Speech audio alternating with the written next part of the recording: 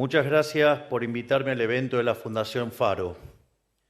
Una nueva fundación que, como yo, cree en la importancia de la batalla cultural para transformar la realidad. Quiero felicitar especialmente a mi gran amigo Agustín Laje, al excelente economista Adrián Reavier y al increíble Axel Kaiser por ponerse al frente de este proyecto. Y también, por supuesto, al máximo prócer de las ideas de la libertad, el doctor Alberto Venegas Lynch, hijo.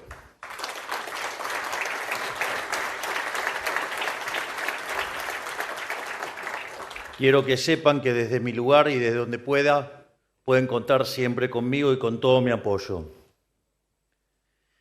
Hoy quiero tomarme unos minutos para hablar del poder de las ideas, ya que estamos aquí en la cena de lanzamiento de una fundación que va a dedicarse a dar la batalla cultural. Toda acción siempre es precedida por una idea, porque actuar sin pensar es como disparar sin apuntar. Las ideas ganan guerra y pueden cambiar el curso de la historia, particularmente para nosotros, que llegamos donde llegamos por dar la batalla cultural. Cada idea es una bala que debe alcanzar su objetivo con la mayor precisión posible. En democracia, a través del debate de ideas se ganan elecciones y una idea ganadora siempre encontrará su camino. Y vaya que puedo dar cuenta de eso. Por este motivo, el que subestima el enorme poder de las ideas pierde antes de empezar. La izquierda, aunque no ha dudado en matar a 150 millones de seres humanos para lograr sus objetivos, siempre ha tenido claro que las ideas cambian el mundo. Lo dijo el propio Marx.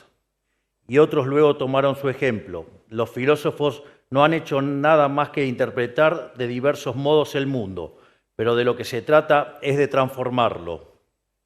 De esta manera, la izquierda ha logrado instalar sus ideas yendo contra toda noción de sentido común e incluso contra la propia naturaleza humana. Le han hecho creer a buena parte de la sociedad que crear dinero a partir de la nada no tiene contraindicaciones, que quienes generan riqueza son villanos, que hay que cerrar centrales de energía nuclear para combatir el cambio climático, o que está bien utilizar fondos públicos para hacer política, tal cual hizo Cristina Fernández de Kirchner con el dinero de las AFJP, admitida por ella misma. Es decir, nos destrozó los ahorros a sabiendas, nos robaron con vudú y masa nuestros ahorros a sabiendas de que era para liquidarse los stocks para hacerse política, y después vienen a hablar que ellos piensan en los jubilados. Deben pensar en estafarlos, porque claramente, digamos, no en otra cosa. Pero bueno, hoy fue condenada por segunda vez.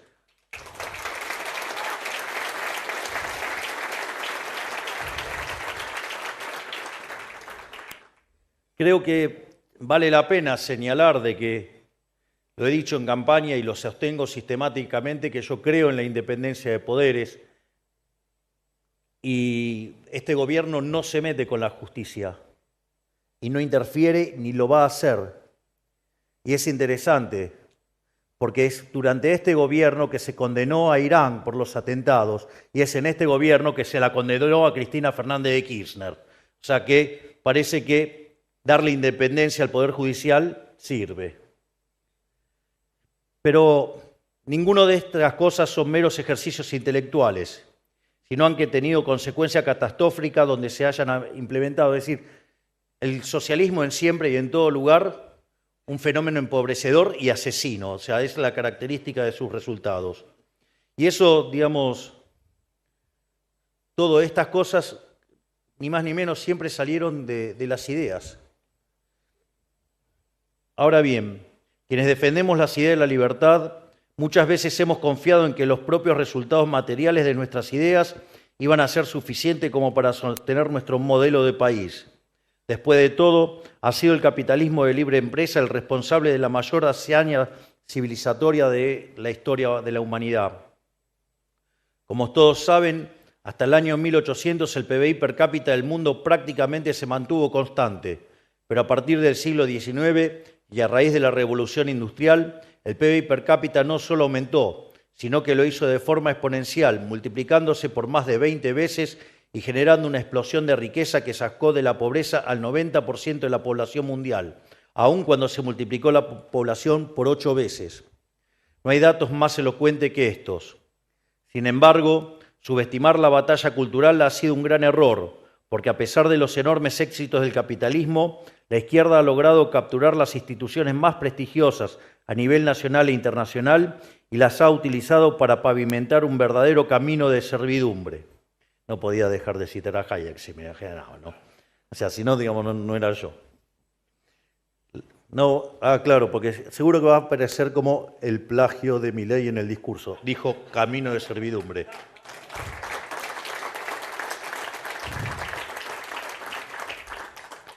Los argentinos lo hemos vivido en carne propia, habiendo tenido un modelo de país que nos convirtió en la primer potencia mundial, pero que fue abandonado por las élites que importaron el corporativismo europeo de principios del siglo XX.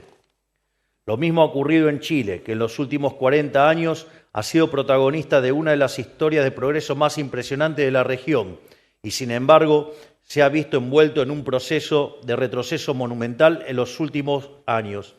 Acá también quiero citar a Axel Kaiser porque digamos, también fue de gran inspiración. Axel tiene un libro maravilloso que se llama La fatal ignorancia. No, estaba con el camino de servidumbre y que parafrasea al último libro que publicó Hayek, que era la fatal arrogancia. Y lo interesante es que él cuenta el caso de Chile y empieza a decir, el modelo chileno se va a caer. Y el punto es, ¿cómo se va a caer el modelo chileno con los resultados que estaba generando? Era imposible. Una economía que no tenía inflación, que venía creciendo al 6% per cápita, digamos, había sacado una cantidad enorme de gente de la pobreza, digamos, estaban viviendo algo que era verdaderamente un milagro, estaban cerca de alcanzar el nivel de PBI per cápita de un país considerado desarrollado, y sin embargo él decía, se va a caer. Y justamente una de las cosas que él señalaba es que la izquierda había dado la batalla cultural, digamos, apalancado sobre las ideas de Gramsci, tomaron los medios de comunicación, tomaron la cultura, tomaron la educación, fueron contaminando y enfermando a la sociedad de socialismo, y cuando se quisieron dar cuenta, les tomaron el país y le arrebataron los logros. Por lo tanto, también es muy importante esto. La Fundación para los Estudios Económicos dice que hay una doctrina Milei ahora, que en realidad lo que hice fue modificar una frase de Milton Friedman, cuando le preguntan sobre la responsabilidad social empresaria. Y lo que decía Milton Friedman, con mucho criterio, era que lo que tenía que dedicarse a hacer el empresario era ganar dinero.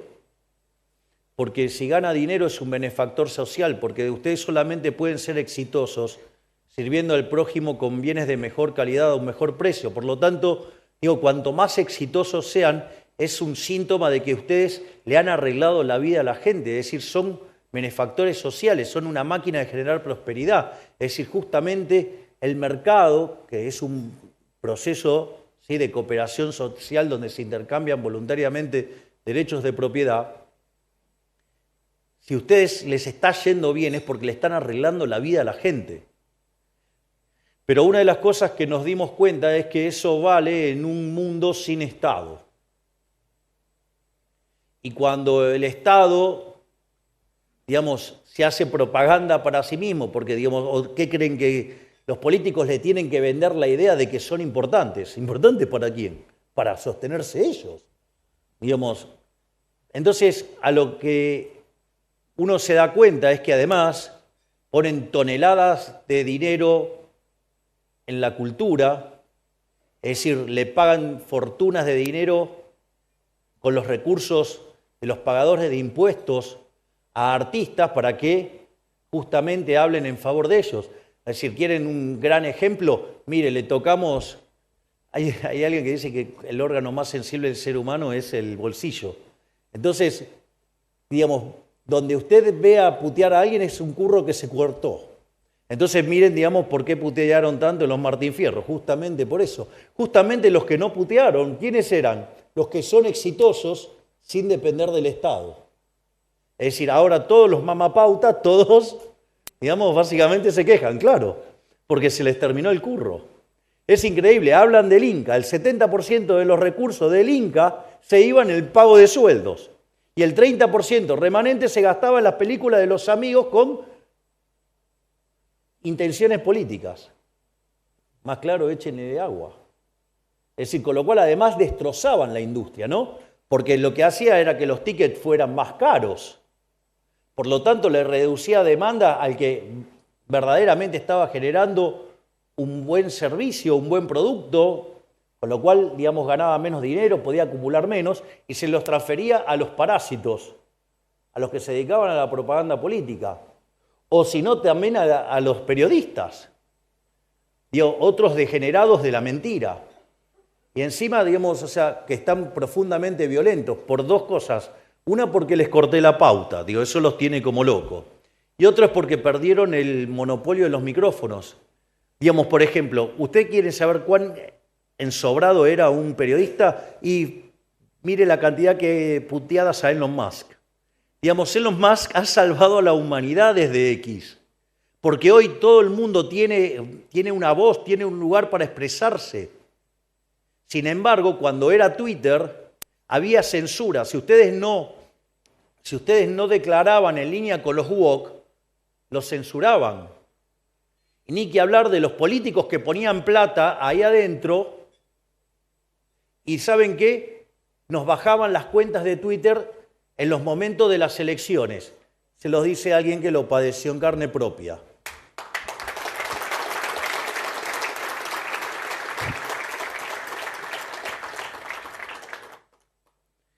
Y todas estas aberraciones nos han pasado porque no hemos dado la batalla.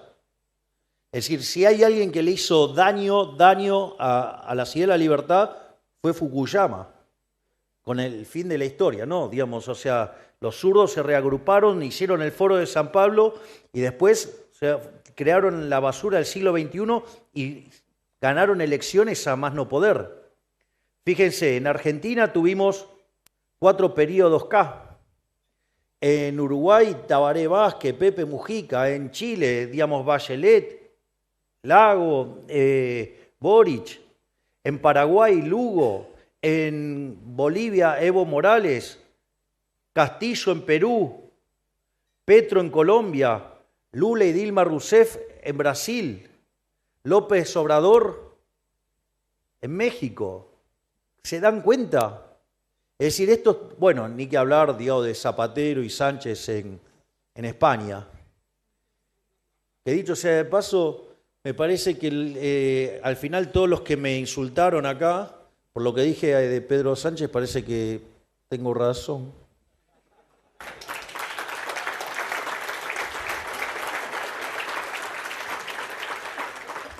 Así, bajo el manto del sentimentalismo y buenas intenciones, los colectivistas lograron convertir en verdad indiscutible la mal llamada justicia social, que además se basa sobre una aberración que dice que donde hay una necesidad nace un derecho.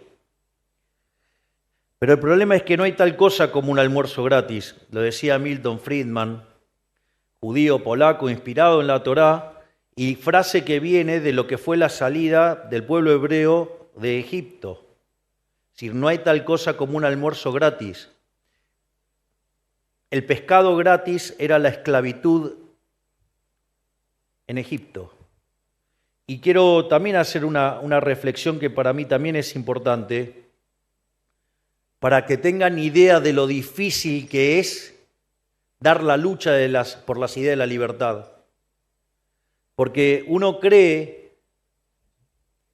que cuando el pueblo hebreo salió de Egipto, uno tiene la sensación de que salieron todos. Y la verdad es que no salieron todos. Después de ver todas las cosas que padecieron los egipcios, y cuando, digamos, Ramsés permite que el pueblo hebreo salga, después de lo que fue la plaga de los primogénitos, uno cree que salieron todos. Error, salieron 1 de cada 5. Es decir, quiere decir que el 80%, a pesar de estar sufriendo la esclavitud y las aberraciones de vivir sin libertad, el 80% prefirió el pescado gratis. Por eso no hay tal cosa como un almuerzo gratis. El pescado gratis era la esclavitud en Egipto. Es más, yo recuerdo cuando fui a Alcatraz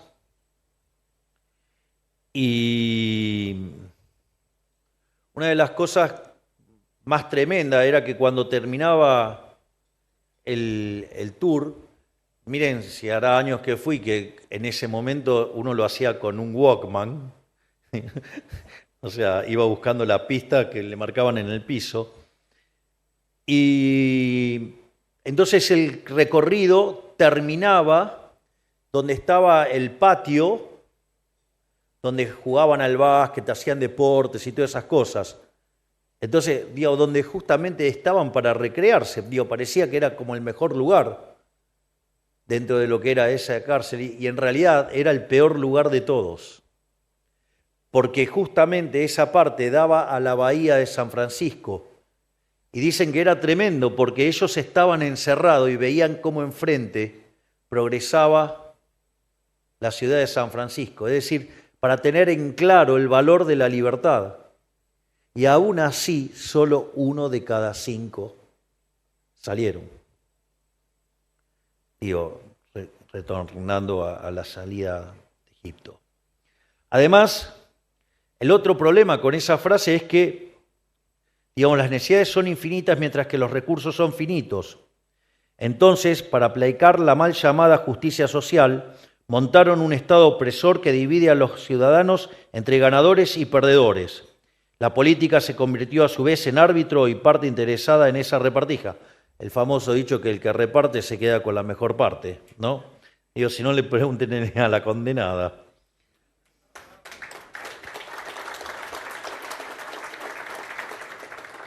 Los ganadores de este modelo, en su conjunto, constituyen lo que nosotros hemos denominado la casta, o un concepto todavía mucho mejor que ha profundizado y generado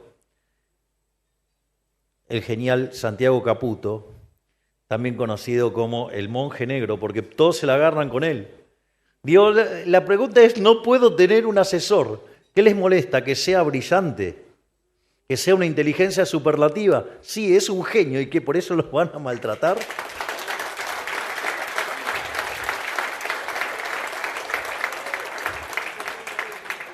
Digo, ¿qué es el concepto del partido del Estado?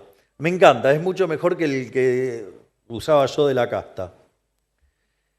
Así que vamos a usar más el partido del Estado. Gracias, Santiago. Gracias por un montón de cosas. Este partido del Estado no es otra cosa que una megaestructura política que abarca a todos los sellos partidarios y que tiene como característica principal expropiar riqueza a quienes trabajan, producen y comercian, para repartirla entre ellos, los sindicatos, las organizaciones sociales, los actores, el periodismo ensobrado, los empresarios prebendarios y los diversos colectivos supuestamente oprimidos, entre otros, para que sus jerarcas vivan como reyes a costa del esfuerzo de los argentinos de bien.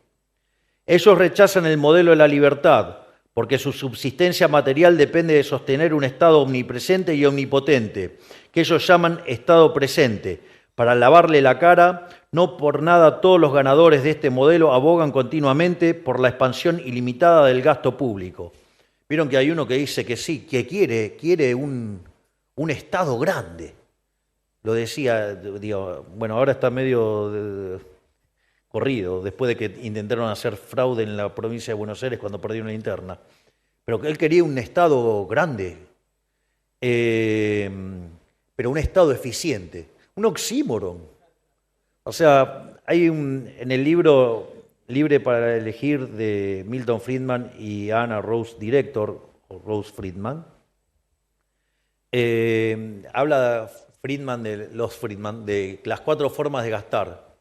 Ustedes pueden gastar su dinero en ustedes o en otros, o, digamos, pueden gastar el dinero de otros, en ustedes y en otros. O sea, ¿cuál es la mejor forma de gastar? Y gastar el dinero propio en uno mismo, porque uno sabe lo que le costó y sabe lo que quiere. Ahora, por ejemplo, ustedes pueden gastar el dinero suyo en otros. ¿Qué es lo que hacen? Minimizan el costo. ¿Sí? Digamos, no sé, es cuando quieren hacer un regalo. Tratan de quedar bien con lo menos posible. La otra es gastar el dinero de otros en uno mismo. Digo, ahí despilfarran. ¿Por qué? Y porque total la cuenta la paga otro. Entonces, en esa combinación, ¿cuál es la peor forma de gastar? Gastar el dinero de otros en otros, que es justamente lo que hace el Estado. Por lo tanto, nunca va a funcionar bien. ¿Cuántos años hace que escuchan hablar? No, vamos a hacer eficiente Aerolíneas Argentinas. Pierde 700 palos verdes por año. Llevamos acumulados 8.000 palos de pérdida. Es decir, es interesante porque, digamos, esto lo hacen tipos que se llaman progresistas. O sea, digamos, zurditos. Va. Ahora,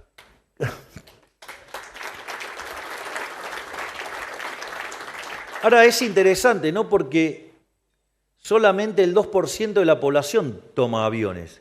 Quiere decir que el 2% que está más arriba de la distribución del ingreso, ¿sí?, es beneficiado por el trabajo del 98% de la sociedad. Entre ellos, por ejemplo, no sé, los chicos del Chaco que no tienen para comer. Es decir, es algo, digamos, en la lógica de ellos. Yo no hablo en estos términos, digamos, cuando pienso en mis políticas, pero algo recontra regresivo. Es decir, es casi violento teniendo 2 de cada 3 chicos pobres, ¿no? Es decir, estar sosteniendo una aerolínea que nos cuesta 700 palos verdes de pérdida, que lleva acumulado 8.000 millones de pérdida. Es un verdadero disparate. Entonces, la pregunta es, ok, estoy dando un subsidio entonces con Aerolíneas Argentinas. Ahora la pregunta es, entonces, ¿qué tengo?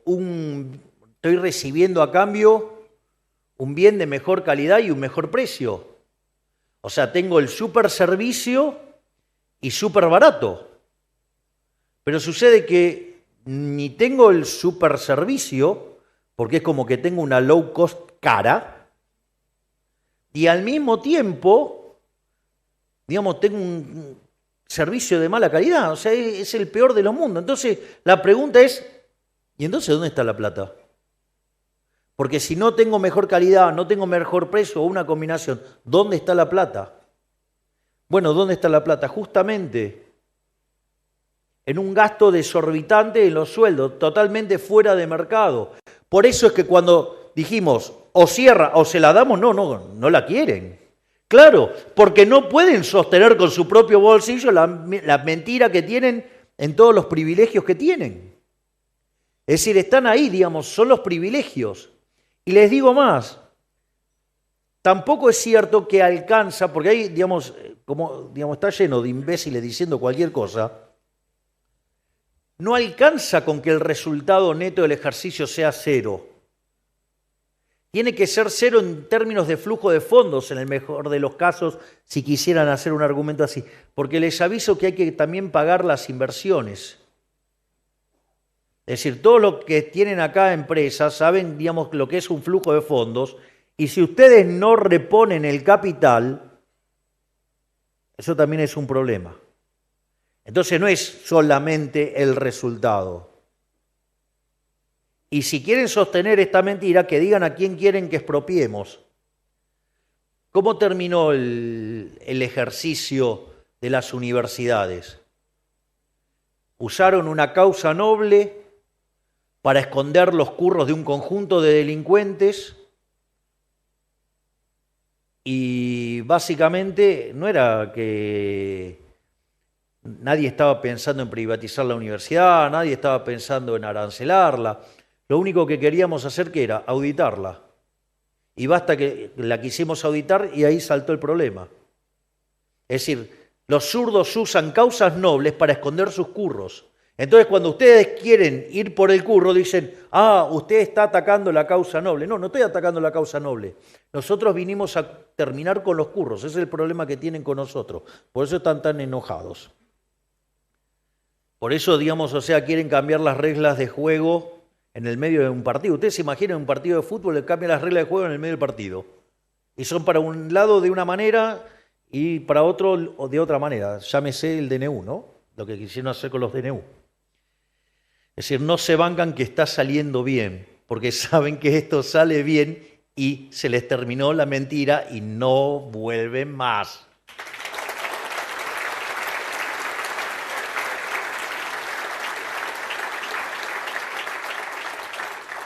Entonces la pregunta es, ¿pero quién paga la fiesta del partido del Estado? Los perdedores de este modelo, quienes producen, que son esforzados a pagar impuestos cada vez más confiscatorios para sostener un número creciente de los mal llamados derechos bajo pretextos cada vez más absurdos. Una verdadera industria de los derechos. Ese es el estado, digamos, del Estado presente. Una industria muy productiva, ¿sí?, de generar derechos que son una mentira. Es decir, es una farsa, es un negocio total. Inventan derechos de cosas que ya tenían. No, porque el trato igual, si eso es la igualdad ante la ley, ¿qué, digamos? Entonces, y lo interesante es que si van a crear un derecho verdaderamente, digamos, alguien lo tiene que pagar. Entonces, cuando dicen que crean derechos, miren, yo los únicos derechos que conozco son el derecho a la vida, a la libertad y a la propiedad. Todos los demás son artilugios para estar metiéndole la mano en el bolsillo a alguien.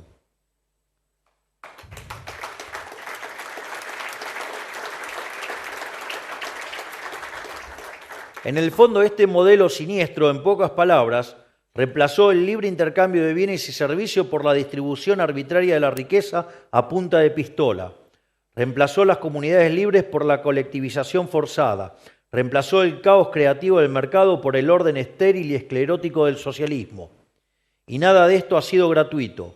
Ha tenido como consecuencia material la tragedia económica que han sido nuestros últimos 100 años, como sabemos perfectamente y que no hace falta, caracterizar. No me voy a poner a hablar de los últimos 100 años porque los voy a aburrir demasiado. Porque además ya tengo varias salidas del discurso. Tengo una cosa de que, créanme que lo intento, pero no me sale.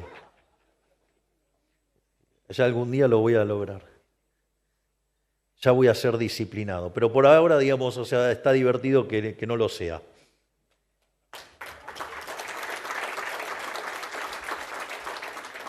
Y como si eso fuera poco, también ha causado estragos en el espíritu humano. Valores esenciales como el mérito, la ambición, la innovación y el optimismo le han cedido el lugar a la envidia, el resentimiento, el nihilismo y la indolencia. Y de todo esto le han cargado la culpa a los empresarios, el chivo expiatorio de este modelo.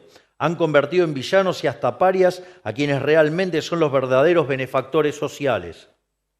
En Argentina llegamos al último círculo del infierno con este modelo esclavizante, pero al final del camino se cayó a pedazos por su propio peso.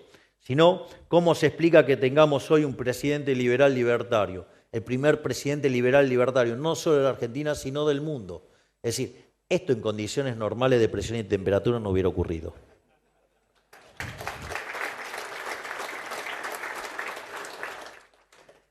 Pero en el resto del mundo libre, donde las cepas de este virus han intoxicado a gran parte de la clase dirigente durante años, también las ideas de izquierda se empiezan a resquebrajar. Porque en todos lados hay una mayoría silenciosa, o más bien silenciada, que ha comenzado a hacerse escuchar, a pesar de que los enemigos de la libertad se aferren al poder haciendo uso y abuso de la propaganda, la tergiversación y la censura. Esto ha dado origen a un gran realineamiento político a nivel local y global.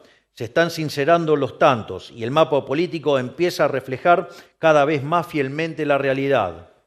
De un lado se empiezan a amontonar todos los partidos políticos tradicionales, que se representan como antagónicos, pero que en el fondo siempre fueron socios y beneficiarios de un mismo status quo. Junto a ellos se amontonan sus clientes, las corporaciones privilegiadas y todos aquellos que de alguna manera viven de los impuestos. Del otro lado, el ciudadano de a pie, el trabajador, el empresario, el que día tras día es despojado de su libertad y sus bienes en nombre de un modelo que lo que considera un ciudadano de segunda. En Argentina, esto quedó clarísimo en noviembre del año pasado, cuando prácticamente no hubo organización que no pida el voto por masa. Recuerden que hasta la AFA, la UIA y varios radicales hicieron la venia al señor Massa. De hecho, es más, gente que también estaba por el cambio traicionó a sus propias filas yéndose por Massa. Está claro de quién estoy hablando, ¿no?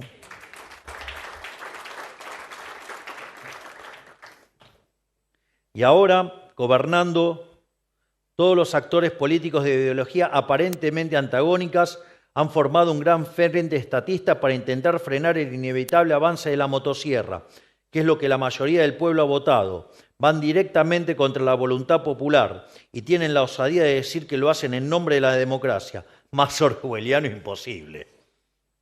En el mismo sentido, toda la casta global lloró la humillante derrota de la comunista Kamala Harris. Sí, comunista Kamala Harris.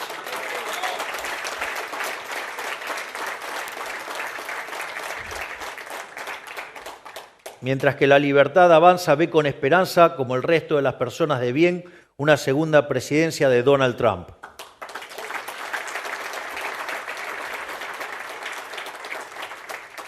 Este realineamiento del que les hablo aclara los tantos en lo ideológico, y ahí creo que reside una novedad de la libertad avanza. No van a encontrar aquí, como en otros partidos, a dirigentes que dicen una cosa sentados al lado de dirigentes que dicen lo contrario, o que borran con el codo lo que escriben con la mano. Nosotros no somos un partido cachol, como dicen los americanos, porque el todo a veces termina siendo menos que la suma de las partes, sobre todo cuando se trata de políticos castosos. La ancha avenida del medio se termina convirtiendo en una rotonda sin destino. Si no, pregúntenle al siniestro, que convocó dirigentes de todos colores y gustos y así le fue. Hizo una de las campañas más ineficientes y costosas de la historia. Se gastó 150 palos para sacar solamente 11% de los votos. No veo que se rían mucho de las desgracias del siniestro. Bueno, para nosotros la flexibilidad y el claroscuro no son valores. Defendemos de forma cerrada un conjunto innegociable de principios, que el libre mercado produce prosperidad para todos, que el gobierno tiene que ser limitado, que los argentinos saben mejor que un burócrata cómo producir, a quién emplear y con quién comerciar, y que el que las hace las paga, y hoy se notó.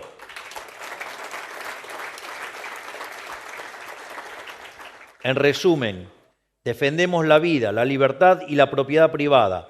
Esto es a rajatabla y contra viento y marea, no importa quién se ponga enfrente. Tenemos la vocación de abrirle las puertas del partido a cualquiera que comparta estas ideas y estos valores, no importa de dónde venga, como también expulsaremos a quienes los transgreda, como ya hemos hecho. Roma no paga traidores.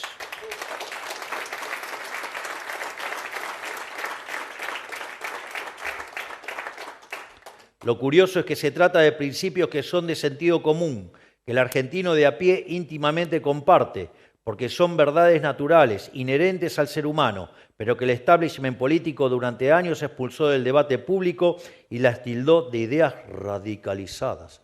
Milei es un extremo, no, yo no soy un extremo, ellos son un conjunto de chorros, que es otra cosa.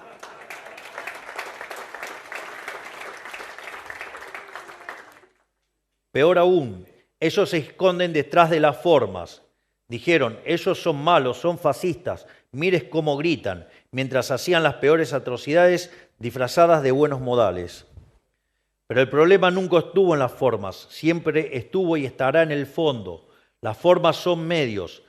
Desde mi punto de vista, digamos, o sea, hacer el foco sobre las formas, digo, es propio de mediocre. ¿Por qué no miran el fondo? Lo que pasa que, yo les digo, o sea, lo que pasa que muchos periodistas son verdaderos ignorantes porque son en realidad océanos de 1 centímetro de profundidad. Entonces, en la poca sustancia que tienen, las formas lo es casi todo. ¿Sí? Yo recuerdo, digamos, un imbécil operador, digamos, estos de los abanderados de la forma, que decía, no, pero el problema es, Milei habla de manera directa con la gente. En realidad tiene que hablar con los periodistas y los periodistas con la gente. No, lo bueno del cambio que trajeron las redes sociales es que puede interactuar de manera directa con la gente. Digamos, ¿por qué voy a poner un intermediario? Digamos, se llama costo de transacción. Los economistas odiamos ese tipo de cosas. y afortunadamente tenemos X y podemos expresarnos libremente.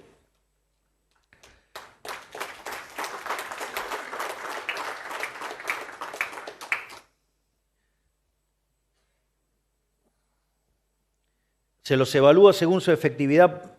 A ver, las formas en el fondo no son más que medios, ¿no? Se las evalúa según su efectividad para alcanzar determinados fines. Que dicho sea de paso, los que vivieron cuestionándome por las formas, ¿qué ganaron? No ganaron nada, ¿no? Pero bueno, nada, eso es Pero bueno, como yo soy bilardista, entonces se las evalúa según su efectividad para alcanzar determinados fines. Y hoy someternos a la exigencia de las formas es levantar una bandera blanca, porque ¿cómo puede el timorato preservar ante un adversario prepotente? O sea, cuando el adversario es fuerte, y vaya que es fuerte, es preciso arremeter con más fuerza que ellos. Es decir, uno no debe ceder al mal. Esta frase Mises la usaba recurrentemente. No hay que ceder al mal, hay que combatirlo con muchísima más fuerza. ¿Y ustedes qué creen? Que, ustedes van a enfrentar a los cucas con buenos modales, se lo van a llevar puesto. Es decir, solamente un imbécil puede creer algo así. Es decir, si alguien viene y les pone una pistola en la cabeza, que van a decir, no, bueno, mire, eso está mal, no lo haga. Van a terminar con la cabeza agujereada, muchachos, porque, esto es así de salvaje. Entonces, querer llevar determinadas cosas, ustedes no pueden tratar de la misma manera con todo el mundo, porque hay algunas bestias que se lo van a llevar puesto. El verdadero valor moral está en el fondo, en luchar por una causa justa. ¿Y saben qué es una causa justa? Sí, al menos desde mi punto de vista. La línea histórica de Occidente. La causa de los filósofos atenienses, que con Alejandro Magno cabalgó a Egipto y a Asia, que los romanos consolidaron en el primer imperio multicontinental, que renació de las invasiones bárbaras en las abadías y las cortes de Carlomagno, que resistió a los árabes y reconquistó España, que cruzó el océano y colonizó América. La misma causa que nos convirtió en ciudadanos y nos liberó del yugo del tirano. La causa que descubrió el método científico, que industrializó el planeta Tierra y que con el capitalismo de libre empresa sacó de la miseria a miles de millones. La misma causa que nos llevó al espacio exterior, a la Luna, y hará de la especie humana una civilización interplanetaria. No tengan dudas que Elon Musk lo va a lograr.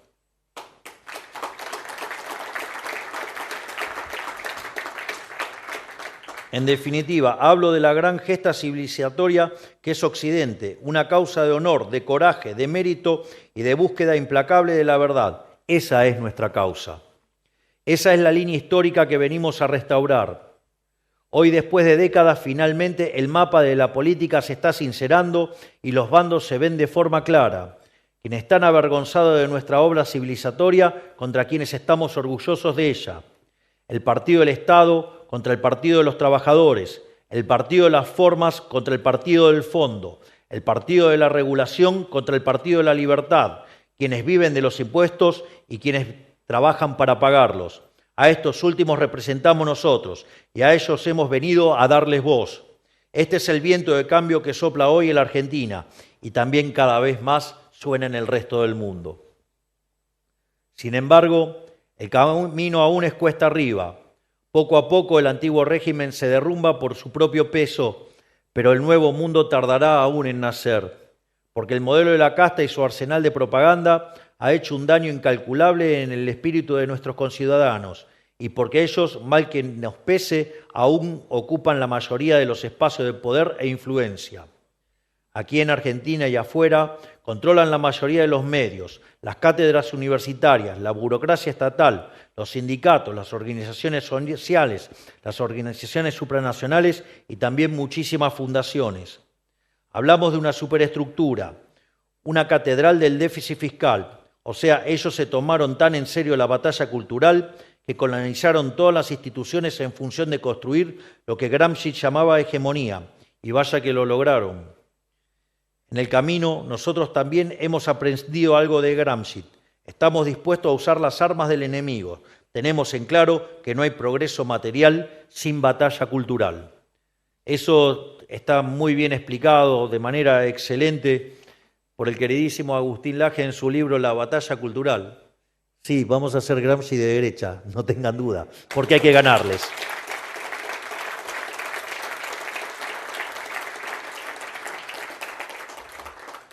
Y no vamos a parar hasta que las pantallas, las universidades, las instituciones y las leyes reflejen los valores de Occidente. Por eso es tan importante que estemos hoy aquí teniendo esta conversación. Instituciones como la Fundación Faro cumplen y deben cumplir un rol central en la construcción del nuevo mundo, porque tienen el desafío enorme de restituir el sentido común en la cultura occidental. Ni más ni menos que eso. Vaya tarea que tienen, queridos amigos. Y para eso necesitamos formar líderes y evangelizarlos que lleven las ideas de la libertad a cada rincón del país y disputarle el campo de las ideas a la izquierda. Ellos vienen educando a la sociedad desde hace 80 años, así que estamos 80 años atrasados. Por eso los empresarios no pueden ser indiferentes en esta disputa. Tienen que tomar partido de forma activa. Ya hemos aprendido que el costo de no involucrarse es demasiado alto. Así que comenzamos a trabajar, porque ellos no van a hacer la valija e irse a su casa. Se van a aferrar con uñas y dientes a este orden esclerótico que queremos derribar. Y porque además hoy tenemos una oportunidad histórica, que es que la Argentina se va para arriba y después de 12 años de recesión se va para arriba en serio.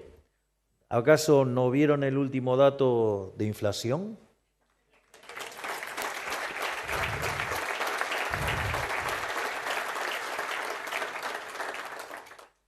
En este sentido, en primer lugar, quiero agradecer profundamente a Luis Toto Caputo,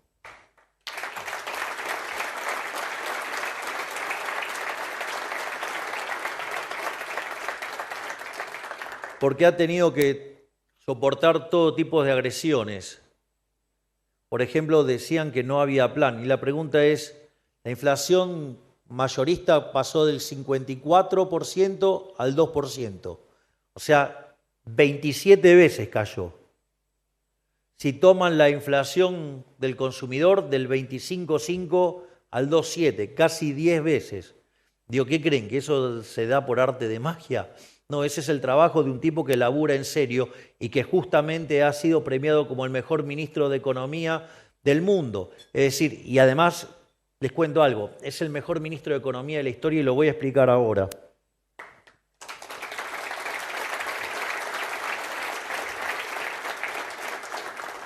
De hecho, y pueden dar fe, digamos, los ministros que estén aquí, que yo acabo de mandar hace unos minutos un chat, en el chat que tenemos del gabinete, diciéndoles, somos el mejor gobierno de la historia.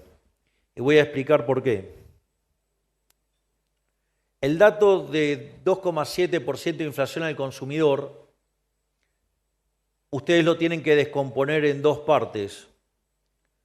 Por un lado, lo que es la inflación inducida. Hay una inflación que nosotros, por un problema de corregir las cuentas del Banco Central y del sector externo, tenemos un crawling peg del 2% mensual y hay que sumarle la inflación internacional.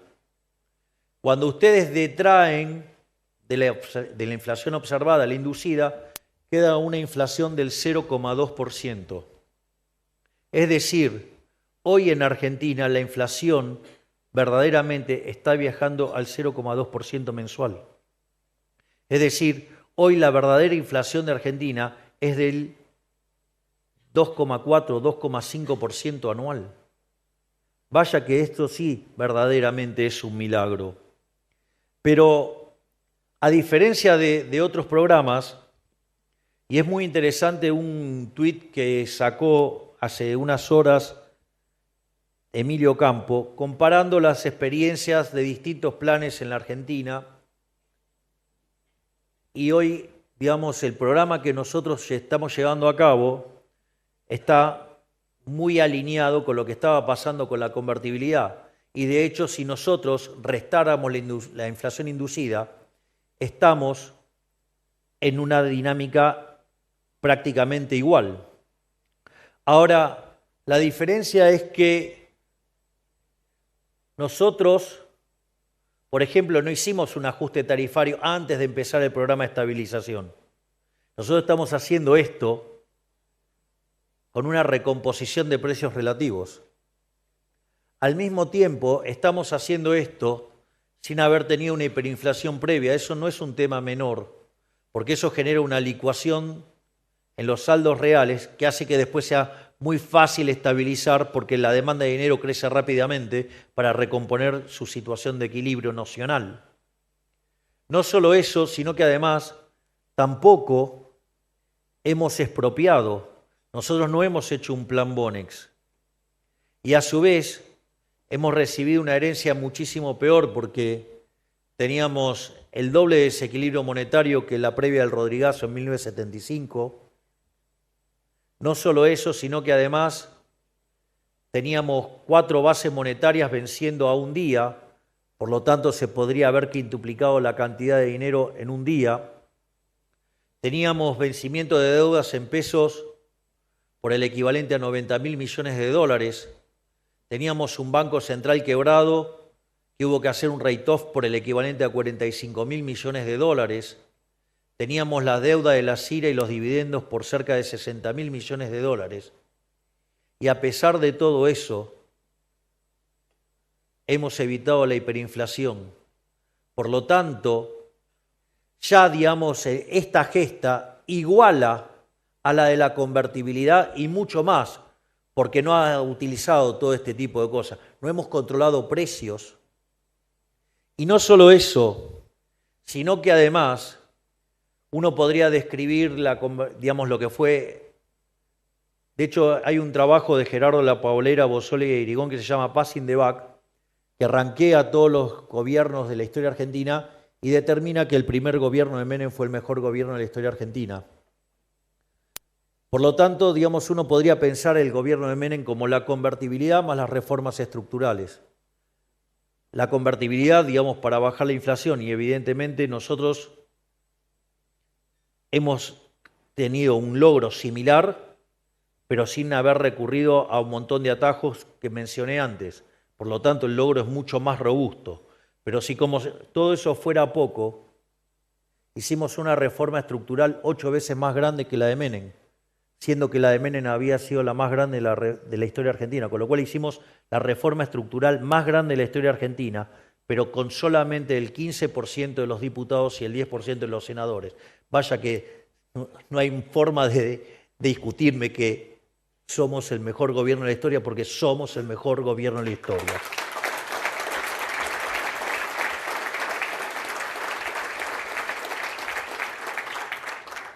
Porque de nuestro lado tenemos lo más importante, la legitimidad de los resultados. Es un país que se olvidó de lo que es el crecimiento económico, porque no ocurre desde hace más de una década. Hacia Argentina no crece desde el año 2011 en términos per cápita. Argentina, digamos, está 15% abajo. Es decir, Argentina mató el crecimiento económico. Es decir, nosotros estamos sentando las bases del crecimiento económico. Esas bases, digamos, van a tener una parte que es recuperación cíclica, que tiene que ver con la recuperación del salario real, que dicho sea de paso es el 6º mes consecutivo que el salario real sigue creciendo. No solo eso, que además estamos bajando fuertemente la pobreza, porque si ustedes toman el trabajo de Martín González Rosada, cuando se sinceró la pobreza en enero era 57% y hoy, con los últimos números, ya sabemos que está debajo del 49%, es decir, ya bajamos 8 puntos la pobreza que heredamos. Pero no solo eso, sino que se recomponen en términos reales las jubilaciones, tanto salarios como jubilaciones ya están en niveles superiores a los que había previo a que llegáramos nosotros. Ni le digo si lo miden en dólares, ¿no? Porque, digamos, el dólar, digamos que pronosticaban cualquier cosa del dólar, sigue igual o un poquito más bajo. Pero no solo eso, sino que también está la parte de la recuperación cíclica también vinculada al ciclo de los stocks, y eso está mostrando la fuerte recuperación que está mostrando la actividad económica. Pero también hay elementos para explicar por qué la economía argentina va a crecer.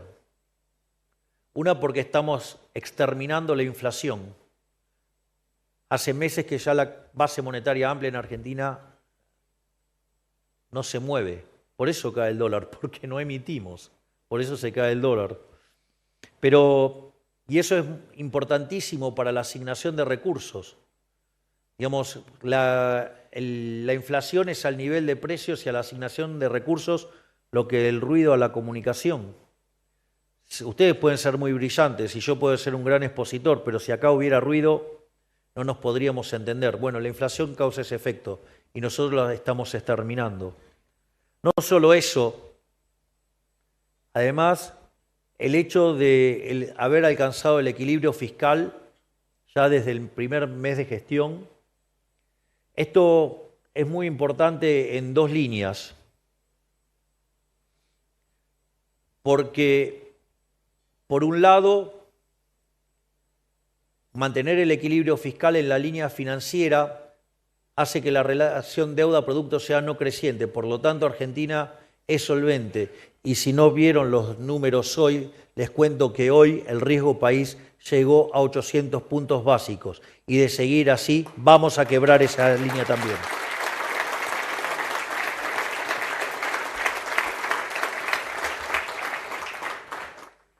Y por otra parte, hacer el ajuste más grande de la historia de la humanidad, 5 puntos en el Tesoro y 10 puntos, todo en términos de PBI, en el Banco Central, eso implica un aumento de ahorro fenomenal. Y ese ahorro hoy es lo que vuelve a la gente en forma de inversión. Yo recuerdo que cuando asumimos se discutía la hiperinflación. Hoy discutimos créditos hipotecarios a 30 años. Vaya que ha habido un cambio en 11 meses, ¿no?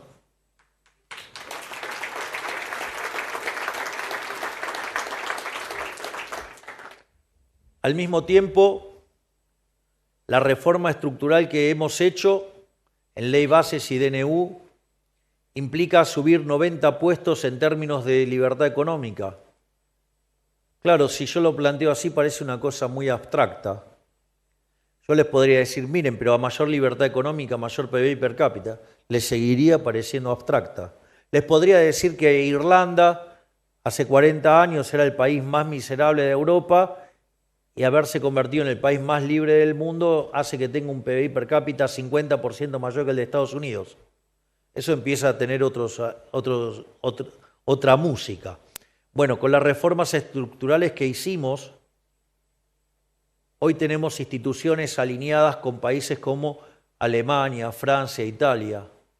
Pero además, yo estoy orgulloso de todos mis ministros, pero hay algunos que hacen más ruido que otros.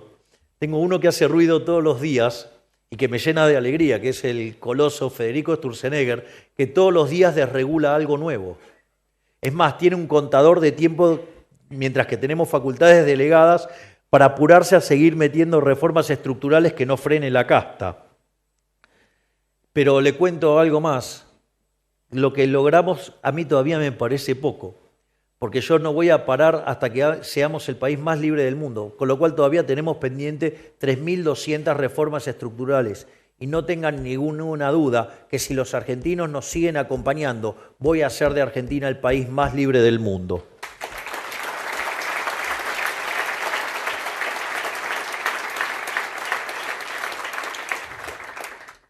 Pero esto no es solamente una batalla política, no es solamente una batalla en lo económico, porque esos son logros circunstanciales. Lo relevante que le va a dar perdurabilidad en el tiempo a esto es la batalla cultural. Es decir, ustedes necesitan dar la batalla en todos los planos. Hay que darla en la política, hay que darla en la economía porque hay que tener logros. Hoy el socialismo del siglo XXI se cae porque no tiene logros. Entonces, tuvieron política, tuvieron batalla cultural, pero no tuvieron economía. Bueno, nosotros, como tenemos ideas mejores, triunfamos en lo económico, ahora triunfamos en lo político, pero es importantísimo darle sustento a la batalla cultural. Si no damos la batalla cultural, nos va a pasar lo que pasó en todo el mundo en los 90, una explosión de libertad, y luego de esa explosión de libertad, los zurdos volvieron a tomar todo el mundo y lo hicieron con muchísima más fuerza. Esto, por eso me parece muy interesante tomar una anécdota de Margaret Thatcher, que un periodista le pregunta ¿cuál es su mayor logro? A lo que ella le responde, Tony Blair y el nuevo laborismo. Forzamos a nuestros adversarios a cambiar de opinión. Es decir, si ustedes se fijan, una de las cosas que ha pasado en los últimos años, y esto pueden dar fe, digamos, Agustín, Adrián, digamos, o nuestro prócer Alberto Venegas Lynch, hijo, cómo ha cambiado el debate. Y eso hubo, a veces también la suerte también tiene una parte, ¿no? Porque nosotros, digamos, todos veníamos haciendo la batalla cultural, veníamos peleando desde las ideas, cada vez con más éxito, cada vez con mayores convocatorias, y las circunstancias, que les puedo asegurar que no son nada románticas, lo que me llevó a la política, porque lo que me metió en la política fue la censura que impulsaba, digamos, el gobierno de Alberto Fernández para con los liberales, ideada por ese impresentable que es diputado de la Nación, Leandro Santoro, que llamaba a la censura de los libertarios directamente. Digo, que quede claro. O sea, en el fondo, digo, bueno, esto es una interpretación muy judaica. Tenemos que darle las gracias a Leandro Santoro. Nos permitió tener un liberal libertario como presidente al tratar de censurarnos.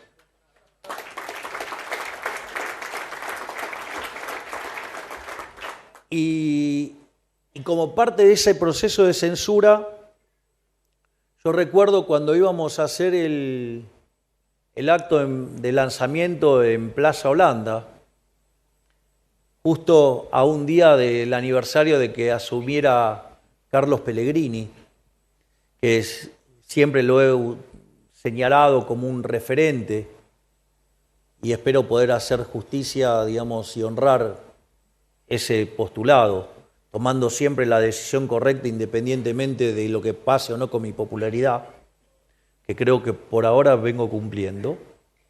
Si no, miren lo que fueron vetar cosas tan popularmente armadas y sin embargo hemos defendido el equilibrio fiscal a rajatabla.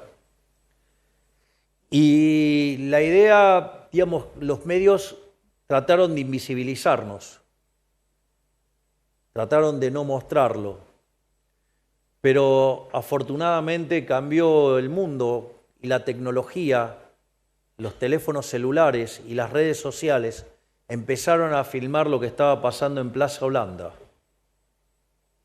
Y fue tan grosera la convocatoria y tan grosero el silencio y la estrategia de los medios por ocultarnos que se les convirtió en un boomerang. Y eso nos permitió ganar el centro de la escena en la campaña electoral. A partir de ese momento tomamos el centro del ring y no lo dejamos en ningún momento. Todo el tiempo fuimos los que manejamos la discusión política. Y eso obligó a todos nuestros adversarios a moverse hacia las ideas de la libertad. Gente que verdaderamente había dicho cosas totalmente opuestas a las ideas de la libertad, empezó a hablar de las ideas de la libertad. Y eso se terminó plasmando en una elección en la cual en Capital Federal sacamos 17%. Y después apareció otro hecho también fortuito. En especial esto dedicado para los que dicen yo no voté a Karina. Cuando yo, digamos, a mí me resultaba muy incómodo tener que cobrar mi dieta de diputado porque, digamos, básicamente se paga con impuestos y los impuestos se los sacan por la fuerza a la gente. Por lo tanto, como liberal libertario me sentía muy incómodo y prefería seguir viviendo de hacer otras cosas, como dar conferencias y cosas por el estilo, pero me sentía muy incómodo con el tema de cobrar como diputado. Y Y en ese contexto fue a mi hermana que se le ocurrió hacer el sorteo de la dieta. Y cuando se le ocurrió hacer el sorteo de la dieta, bueno, nos hicieron un montón de cosas. Empezaron a decir, lo más interesante fue que muy rápidamente llegamos a 1 millón de inscriptos. Entonces decían que queríamos robarle los datos a la gente, cosas verdaderamente aberrantes. Pero claro, porque el ladrón cree a todos de su misma condición. Es más, en ese contexto, no solo eso, sino que además a la base de datos, que es una base de 3 millones de personas, solamente se podía entrar en manera simultánea con 3 llaves. Y con mi hermana decidimos romper mi llave, con lo cual, digamos es una base que hoy costaría 3 palos verdes, pero decidimos romper la llave. Así es que, esa llave cuando terminaron los sorteos desapareció la base, todo. Y en ese momento dijimos, bueno, vamos a hacer el sorteo, también, idea de mi hermana, lo vamos a hacer en Mar del Plata, porque era de verano. Lo hicimos en la escalinata que da el Costa Galana y nos encontramos con una convocatoria de más de 10.000 personas. Y en ese momento mi hermana me dijo, vas a ser presidente. Y yo le dije, ¿estás segura? Segurísima. Y este largo camino, que pronto se va a cumplir 1 año de cuando ganamos las elecciones, sin mi hermana hubiera sido imposible.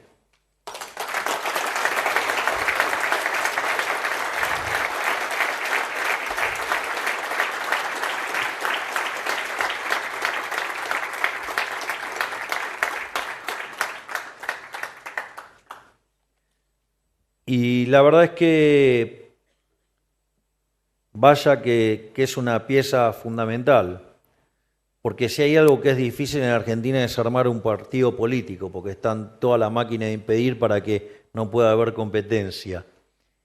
Y en menos de 11 meses armó un partido político y para el año que viene La Libertad Avanza tenemos nuestro propio instrumento, por lo tanto no vamos a ser víctimas de extorsiones y vamos a poder manejar la herramienta como nosotros deseamos. Así es que La Libertad avanza y lo hace a paso redoblado gracias a la acción de Cari.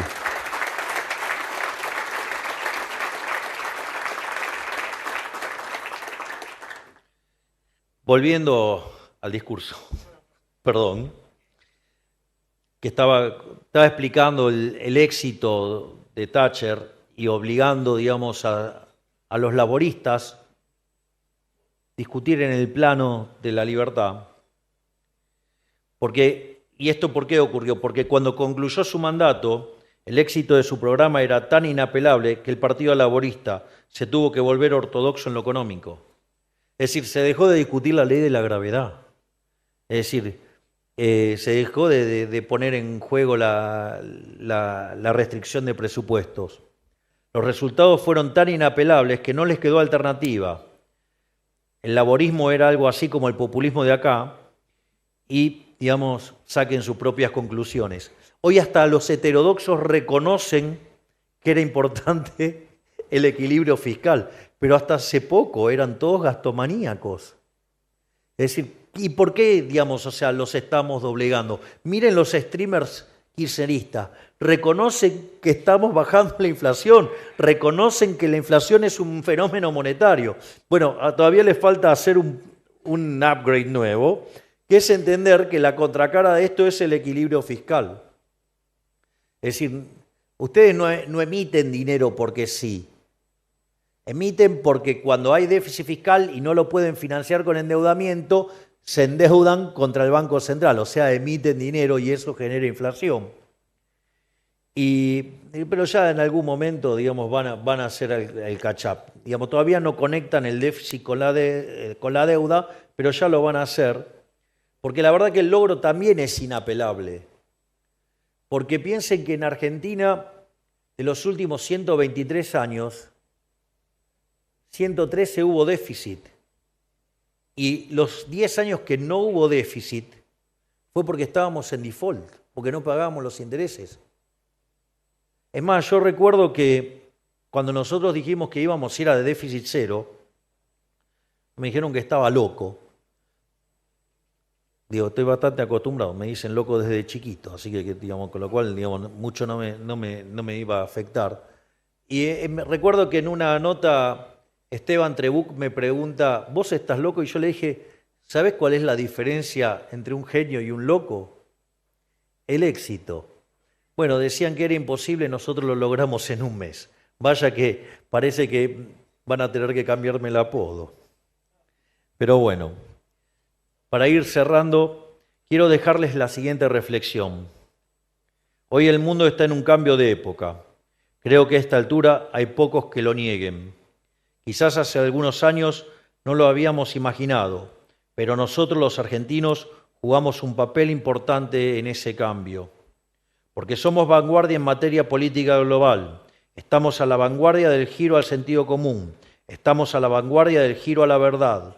Somos vanguardia en reencontrarnos con las verdades de nuestro pasado para poder liderar hacia el futuro. Y somos vanguardia también en materia de gobierno. ¿O acaso no estamos demostrando que tantos supuestos imposibles y límites que el Círculo Rojo y el periodismo imponían como verdad absoluta, al final eran relativos?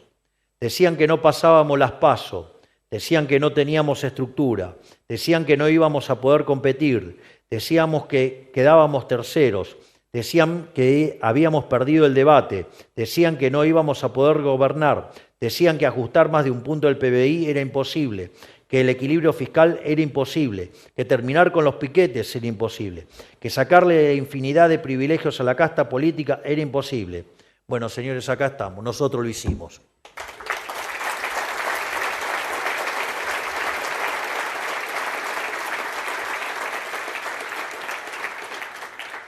Para nosotros hay el lema de una publicidad que es nuestro lema. Nada es imposible. Nada es imposible. Nosotros lo estamos haciendo posible. Porque no solo que sabemos lo que hay que hacer y cómo hay que hacerlo, además, sobre todas las cosas, tenemos el coraje. Porque para nosotros la política no es el arte de lo posible, sino de hacer posible lo que todos consideran imposible. Uno por uno estamos resolviendo problemas que en la Argentina estuvieron abajo la alfombra por décadas, incluso problemas que en el mundo libre pocos se animan a abordar, como el tema del déficit fiscal. Solo 5 países del mundo están arriba en la línea del equilibrio financiero. La Argentina es uno de ellos. Mi punto es que la Argentina puede y debe ser un faro del mundo, un faro de faros, inclusive ahora que los vientos de la libertad también soplan en el norte. Porque el mundo ha sido sumergido en una oscuridad profunda y exige a gritos ser iluminado. Nosotros podemos y debemos echar esa luz. Podemos ser ejemplo para un occidente que necesita desesperadamente reencontrarse con las ideas de la libertad. Por último, quiero decirles que cuando me vean a mí, no vean un presidente, ni siquiera tal vez a un economista, que es verdaderamente el título que me llena de orgullo de base. Les pido que vean una idea, esa idea del espíritu de Occidente que quiere renacer desde la Argentina hacia el mundo. Y aunque nos ataquen llenos de insolencia e impiedad, no teman, porque si bien somos meros mortales, las ideas son indestructibles. Por lo tanto, que Dios bendiga a los argentinos, que las fuerzas del cielo nos acompañen y ¡viva la libertad, carajo! Muchas gracias a todos.